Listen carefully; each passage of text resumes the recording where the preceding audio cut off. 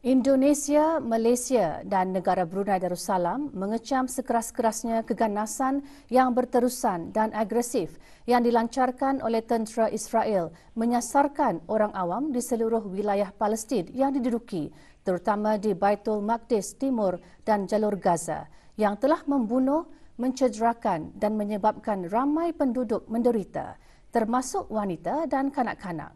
Para pemimpin ketiga-tiga buah negara juga menzahirkan kebimbangan mendalam dengan pengembangan penempatan secara haram dan perobohan dan perampasan struktur milik Palestin di seluruh tebing barat yang diduduki termasuk Baitul Maqdis Timur.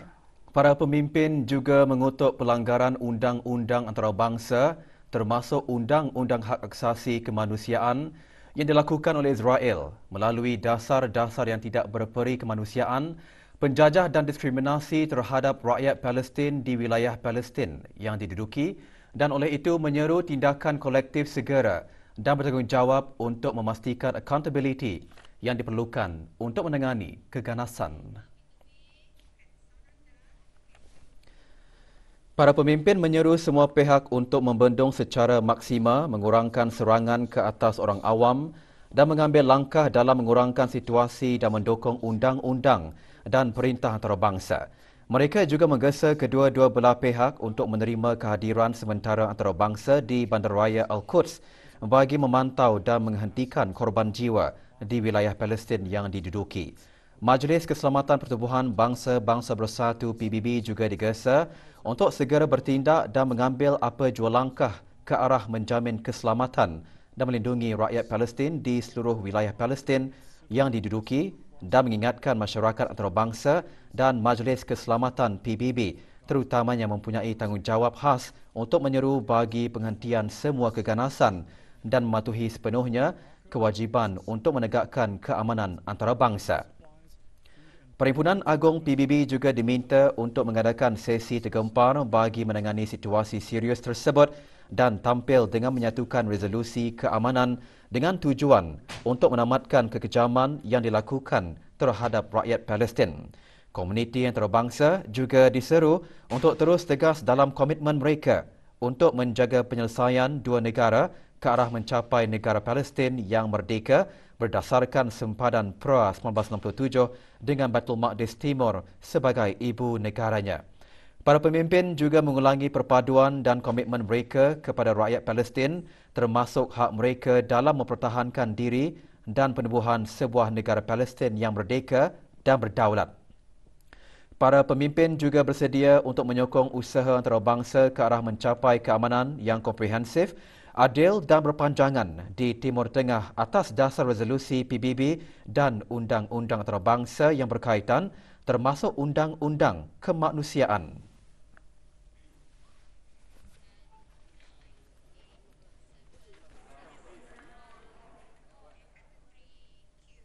Sembilan kes aktif masih menerima rawatan di Pusat Pengasingan Kebangsaan. Kementerian Kesihatan dalam siaran akhbarnya mengenai perkembangan terkini situasi jangkitan COVID-19 di negara Brunei Darussalam memaklumkan tiada kes jangkitan baharu dicatatkan hari ini. Sementara itu, jumlah keseluruhan kes kekal 232 kes dengan kes sembuh 220.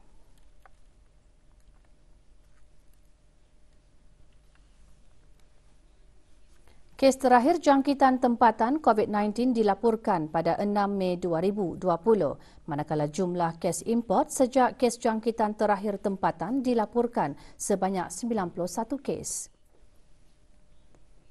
423 orang sedang menjalani pengasingan diri mandatori, 18,256 orang menamatkan pengasingan diri mandatori sejak Mac 2020. Manakala 118 sampel ujian virus SARS-CoV-2 telah dilaksanakan menjadikan jumlah keseluruhan ujian makmal yang dijalankan sejak Januari 2020 kepada 123,459 ujian. Maklumat lanjut dan perkembangan terkini layari laman sesawang Kementerian Kesihatan dan talian Kesihatan 148. Kerja-kerja pembaikan di beberapa tempat berlakunya kebocoran paip air yang telah menjejaskan beberapa kawasan di daerah Brunei Muara telah pun selesai dilaksanakan. Menurut Pejabatan Perkhidmatan Air, untuk keadaan bekalan air berjalan seperti biasa, ianya memerlukan masa untuk kembali stabil sepenuhnya dan pihak jabatan sedang berusaha untuk melaksanakan pembekalan air secepat mungkin. Walau bagaimanapun, pemulihan bekalan air di kawasan-kawasan terjejas seperti di Rancangan Perumahan Negara Meragang, Rancangan Perumahan Negara Tanah Jambu, Taman Perindustrian Salam Bigar dan sekitarnya adalah secara berperingkat dan berbeza dari satu kawasan ke kawasan dan kawasan-kawasan tinggi kemungkinan akan masih menerima tekanan air rendah atau tiada bekalan air. Perkara ini yang dikongsikan oleh Jurutera Muhammad Adib Askalani bin Haji Rusli, pemangku Jurutera Kerja Jabatan Perkhidmatan Air semasa ditemui pagi tadi di Taman Rekreasi Rancangan Perumahan Negara Meragang. Menurut Jurutera Muhammad Adib Askalani, gangguan bekalan air yang menjejaskan beberapa kawasan berpunca dari kebocoran paip air utama di Lebuh Raya Muara Tutung, iaitu berhampiran tanda 107.1 km pada 11 Mei 2021. Dan walaupun kerja pembaikan pulih telah selesai dilaksanakan, namun pada 13 hari bulan Mei 2021 terdapat satu lagi kebocoran pada paip air yang sama di 3 lokasi berhampiran, iaitu pada tanda KM 51.4, 52.2 dan 52.5. Dan ingin tambah juga, pada pagi kemarin 15 hari bulan Mei 2021 telah berlakunya kebocoran paip air di kawasan tangki simpanan air Terunjing. Kelima-lima masalah ini telah melambatkan proses pengisian semula tangki yang membekalkan air ke paip orang ramai. Masalah kebocoran tersebut sudah pun selesai dibaiki. Ianya memerlukan masa bagi bekalan air untuk kembali stabil sepenuhnya. Menurut siaran media dari Jabatan Perkhidmatan Air, kerja-kerja kecemasan pembaikan paip air di tangki simpanan air Terunjing telah selesai dilaksanakan pada pukul 4 pagi tadi. Pada masa yang sama, pihak jabatan juga telah menyediakan tangki-tangki air biru di kawasan-kawasan terjejas. Walaupun jumlah tangki bergerak terhad pada masa ini, pihak jabatan akan cuba sedaya upaya untuk memenuhi keperluan bekalan air orang ramai sekerapnya. Di samping itu, pihak jabatan juga menyediakan beg-beg air percuma untuk penduduk yang terjejas.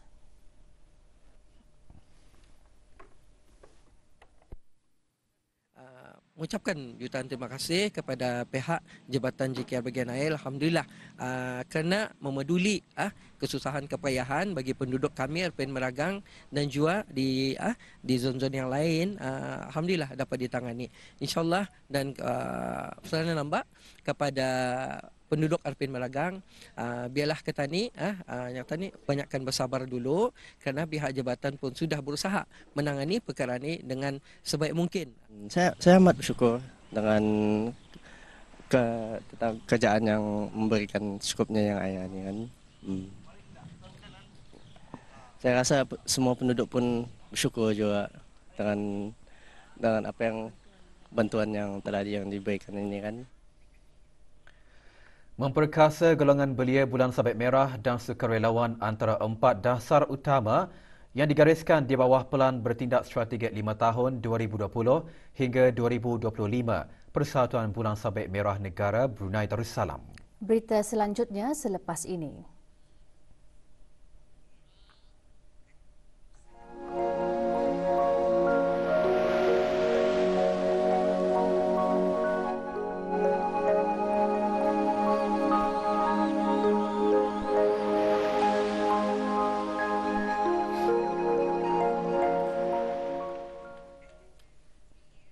Memperkasa golongan belia Bulan Sabit Merah dan sukarelawan umum sebagai pemangkin kepada kegiatan dan aktiviti kemanusiaan dengan mempersiapkan ilmu pengetahuan, kemahiran dan keupayaan berlandaskan kepada wawasan negara 2035 antara 4 dasar utama yang digariskan di bawah Pelan Bertindak Strategik 5 tahun 2020 hingga 2025 Persatuan Bulan Sabit Merah Negara Brunei Darussalam.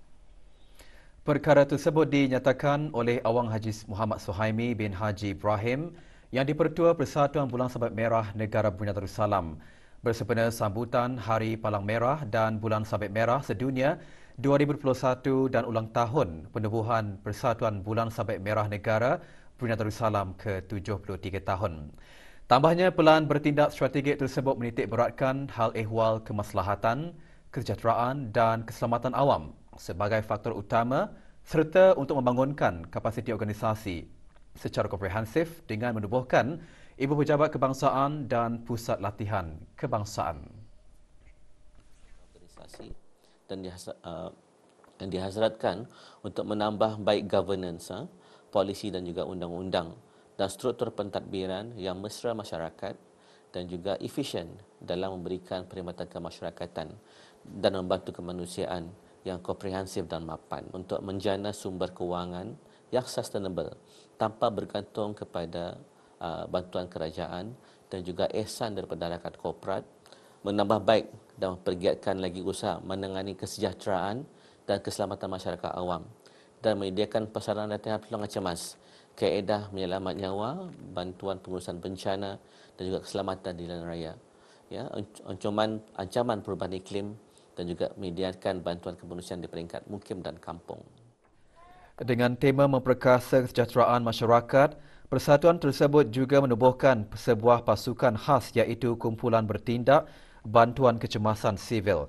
Ia dihasrat dapat sama-sama membantu agensi kerajaan dalam menangani tindak balas kecemasan, pengurusan bencana dan bantuan kemanusiaan di peringkat kebangsaan, serantau dan antarabangsa. CR Team ini diiktiraf oleh Federasi Palang Merah dan Bulan Sabit Merah Antarabangsa FRC dan juga Jabatan Kuasa Palang Merah Antarabangsa CRC dalam memberikan penglibatan misi bantuan kemanusiaan serantau dan antarabangsa yang telah menjalani program latihan kemanusiaan serantau dan juga program latihan kecakapan dan persediaan kerja-kerja pencari dan menyelamat di samping kerja-kerja penyediaan logistik dan bantuan kemanusiaan secara profesional. Jadi mereka Selain tradisi ziarah menziarahi sesama keluarga dan sahabat handai, ucapan selamat Hari Raya juga menjadi pengganti diri bagi yang tidak berpeluang untuk bersua muka di Syawal ini. Auda, kami kongsikan beberapa ucapan Hari Raya Aidilfitri. Ikhlas kami mengucapkan selamat Hari Raya Aidilfitri. Maaf zahir dan batin. Selamat Hari Raya Aidilfitri. Maaf zahir dan batin. Assalamualaikum warahmatullahi wabarakatuh. Saya Kapindalia binti Jumaat ingin mengucapkan selamat Hari Raya Maaf Zahir dan Batin kepada seluruh keluarga Brunei yang meraihkannya. Bismillahirrahmanirrahim. Assalamualaikum warahmatullahi wabarakatuh. Saya Ajah Maslina binti Haji Syawal ingin mengucapkan selamat Hari Raya Aidilfitri kepada semua warga sekolah rendah Penyiaran Anak Puteri Besar Sungai Kabul serta keluarga saya di mana saja berada. Selamat Hari Raya Aidilfitri, maaf zahir dan batin. Allahu Akbar, Allahu Akbar, Allahu Akbar, walillahil hamd. Kami warga sekolah rendah Penyiaran Anak Puteri Besar Sungai Kebun Kluster 1 ingin mengucapkan Selamat Hari Raya Aidilfitri, maaf zahir dan batin. Bismillahirrahmanirrahim. Assalamualaikum warahmatullahi wabarakatuh. Allahu Akbar, Allahu Akbar, Allahu Akbar, walillahil hamd. Saya mewakili bahagian kesihatan alam sekitar ingin mengucapkan Selamat Hari Raya Aidilfitri, maaf zahir dan batin. Allahu Akbar, Allahu Akbar, Allahu Akbar. Kami dari Badan Kebajikan Penuntut Brunei Darussalam di Kahirah ingin mengucapkan Selamat Hari Raya Aidilfitri, maaf zahir dan batin. Kullu amin wa antum bi khair. Taqabbalallahu minna wa minkum. Kami daripada keluarga Haji Aisyah ingin mengucapkan Selamat Hari Raya.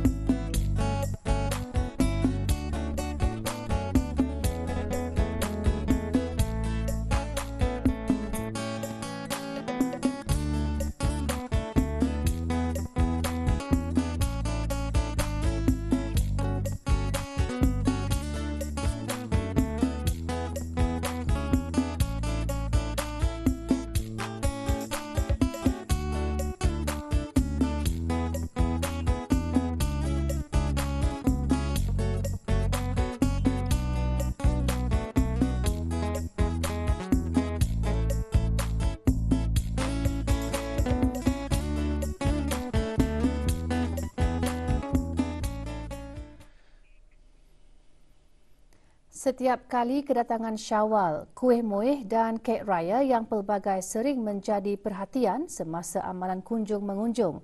Hidangan tersebut bagaikan pelengkap yang mesti dihidangkan kepada para tetamu yang berkunjung. Terdapat pelbagai kuih, biskut dan kek raya dihidangkan semasa hari raya, antaranya seperti biskut semprit, kek batik, kek gulung beraneka rasa, kek lapis, kek buah dan tak nenas. Memang tidak dinafikan ada di antara individu yang memilih untuk membuat sendiri kuih muih dan kek untuk dihidangkan semasa hari raya. Namun ada juga yang mendapatkannya dengan membeli di pasar raya, bazar-bazar ataupun membuat tempahan daripada para peniaga yang merupakan cara yang mudah bagi mereka yang sibuk dengan pekerjaan masing-masing untuk membuat persediaan hari raya. Antara hidangan yang sinonim dengan Hari Raya Aidilfitri dari dahulu hingga sekarang ialah kuih mor yang merupakan sejenis kuih kering berbentuk bulat diperbuat dari ramuan tepung gandum, telur, minyak sapi atau mentega. Gula icing juga digunakan untuk menepung atau menyalut kuih ini.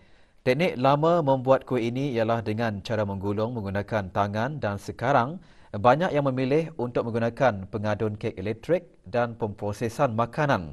Seiring dengan peredaran zaman, kebanyakan kuih muih dan kek mengalami pelbagai inovasi dari segi resepi dan cara pembuatannya mengikut kreativiti masing-masing.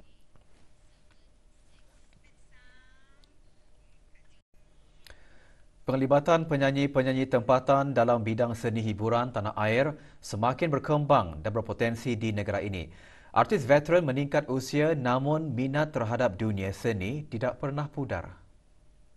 Ungkapan tersebut disuarakan oleh seorang penyanyi veteran yang sudah lama bergiat dalam industri seni hiburan tanah air sejak tahun 1979. Penyanyi lama yang pernah mewarnai industri seni tempatan masih diingati dalam kalangan masyarakat di negara ini. Berusia 60 tahun, Pangeran Haji Ismail bin Pangeran Ibrahim ini mengakui perkembangan industri muzik pada masa ini semakin berkembang. Malah ada sesetengah artis tempatan sudah menempah nama di luar negara. Pangeran Haji Ismail melahirkan harapan agar penyanyi-penyanyi muda negara terus aktif dan mampu menyerikan lagi persada seni tanah air. Memberikan sokongan dan dorongan sesama penyanyi katanya antara resepi untuk berjaya dalam industri ini. Artis baru yang baru berjinak-jinak dalam seni suara, hanya saya pesankan kita selalu merendah diri dan selalu bertukar-tukar pikiran. Orang lama jangan dilupa. Jadi kadang-kadang orang lama itu tanpa orang lama, orang baru tidak ada. Kemudian kalau sudah berada di atas, jangan lupa juga kita itu pernah berada di bawah. Dan juga kalau sudah berada kita sudah berada di atas, dan juga jangan lupa berbagi-bagi pengalaman kepada orang-orang lain, insya-Allah. Jadi itu akan kekallah kata ni menjadi sebagai bintang yang diminati, insya-Allah. Sementara itu, bergiat aktif dalam bidang seni hiburan tanah air dan terus dikenali ramai merupakan salah satu cita-cita penyanyi muda tempatan Dayat Junaini yang berusia 29 tahun. Mula meminati bidang nyanyian sejak berusia tahun dan pernah menyertai pertandingan nyanyian di luar negara. Bercita-cita untuk mengharumkan lagi nama negara di persada seni hiburan tempatan mahupun antarabangsa. Mainlah musik, asalkan jangan saling mengusik.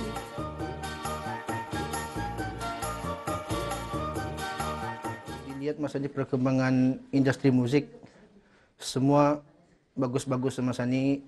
Generasi-generasi muda pun masa ni makin banyak sudah penyanyi-penyanyi baru yang sudah ada album sendiri. Alhamdulillah semua bagus.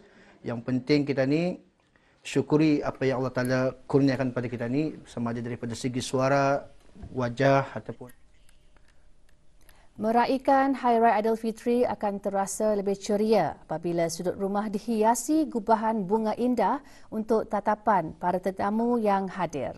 Permintaan bunga-bunga hiasan meningkat setiap kali musim Hari Raya yang mana setengah orang ramai akan mendapatkan sejambak bunga yang sudah sedia digubah atau membeli bunga segar untuk dijadikan penyeri ruang tamu. Kedai-kedai bunga di negara ini menawarkan pelbagai gubahan bunga dengan warna pilihan yang menarik. Kebanyakan pelanggan menempah bunga-bunga yang digubah 1 ke 2 hari sebelum Syawal tiba. Antara bunga-bunga yang paling laris dijual dan mendapat permintaan tinggi daripada pelanggan semasa perayaan ialah bunga lili dan orkid.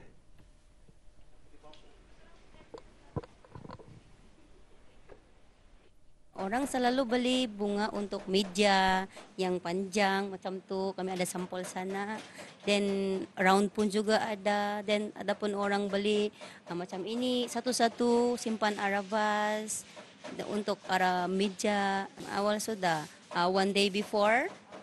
2 days before also, yeah, they book already. Some of customer they book the flowers, and then some also they buy orchids. The plant orchids. Terdapat juga pelanggan yang kreatif mengubah rekaan bunga mengikut cita rasa sendiri. Harga bagi setiap jenis bunga pula tergantung kepada jenis bunga yang dipilih. Apa yang penting ialah kepuasan pelanggan terhadap permintaan hiasan yang diinginkan.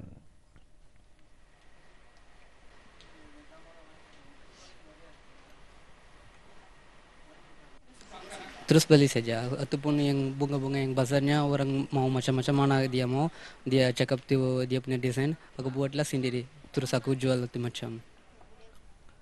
Pelbagai jenis hiasan bunga berwarna-warni dan elegan tentunya memeriahkan lagi suasana Hari Raya dan menambah keceriaan para pengunjung.